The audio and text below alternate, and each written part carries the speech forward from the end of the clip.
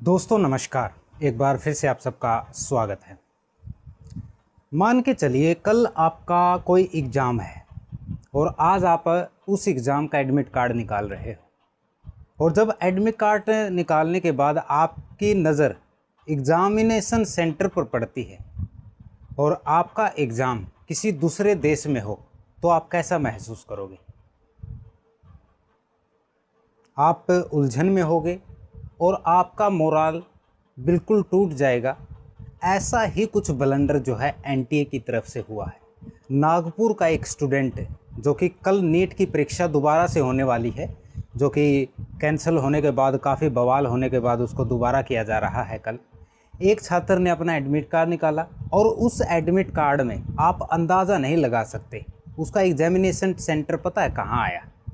Abu Dhabi में। भारत से यानी कि नागपुर से आबू धाबी 25 किलोमीटर दूर है। हाँ, बाद में एनटीए ने अपनी गलती मान के इसको सुधार भी लिया है, लेकिन सवाल ये नहीं है कि इसको सुधार लिया है। सवाल ये है कि ये एनटीए ने आबू धाबी का एग्ज़ामिनेशन सेंटर कैसे प्रिंट किया, कैसे दिया? सवाल ये है, क्या आप इतना बड़ा ब्लंडर कर सकते हो? नहीं कर सकते। आप एग्ज़ामिनेशन से पहले किसी छात्र का ऐसे मोराल डाउन करना चाहते हो, और ये पहली गलती नहीं है और ये सिर्फ एनटीए की नहीं है, ये एसएससी का भी ऐसे ही चलता था। किसी का एग्ज़ामिनेशन सेंटर अंडमान निकोबार में दे दिया जाता था, किसी का इतनी दूर दे दिया जाता था कि उसको जाते जाते ही जो है वो स्टूडेंट इतना थक हार जाता था कि वो एग्ज़ाम देने के लायक ही नहीं बचता था। ये सिर्फ स्टूडेंट का और स्टूडेंट के परिवार का मोराल डाउन, उनके कॉन्फिडेंस को डाउन करने का एक तरीका है और कुछ नहीं है।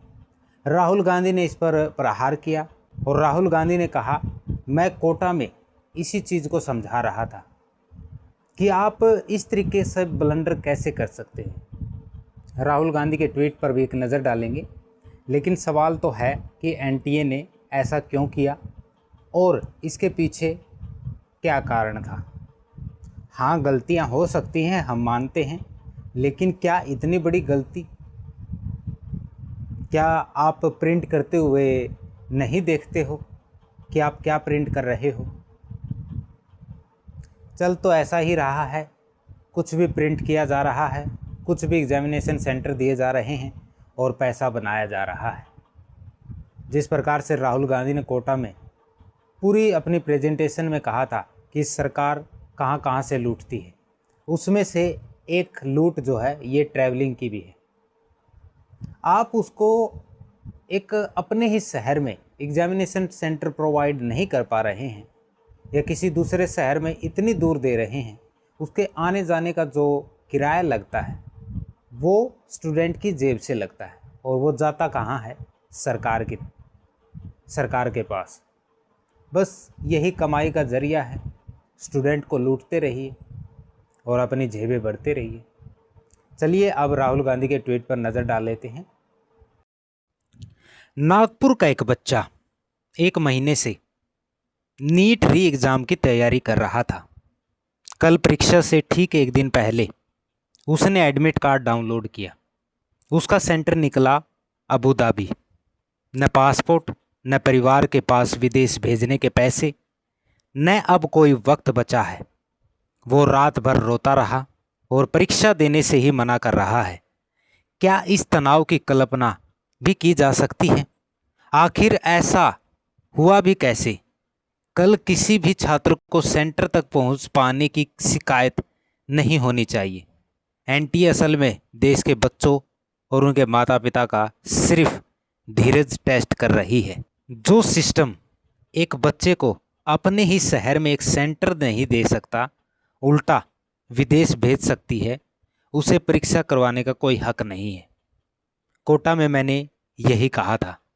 यह अब शिक्षा व्यवस्था नहीं रही, यह एक पूरी पीढ़ी के पैसे, समय और मानसिक शांति की वसूली है। हमारे बच्चों के भविष्य के साथ जुआ खेलना बंद कीजिए। वो एक संवेदनशील, जिम्मेदार और जवाबदेह शिक्षा व्यवस्था और परीक्षा के अधिकारी हैं और हम ये उन्हें दिलवा कर ही रहेंगे। तो दोस्तों, देखा आपने किस प्रकार से राहुल गांधी ने इस मुद्दे को उठाया और ये जताने की कोशिश की कि आप स्टूडेंट्स का मोरल कैसे डाउन कर रहे हैं और आप सिर्फ नीट का एग्ज़ाम करवाकर एक फॉर्मेलिटी सी पूरी करने की कोशिश कर रहे हैं। राहुल गांधी के इस बयान पर आप क्या सोचते हैं, कमेंट करके बताना। और हाँ, वीडियो को लाइक करना, चैनल को सब्सक्राइब करना और हमारे ज्वाइन बटन को दबाना मत भूलना। धन्यवाद।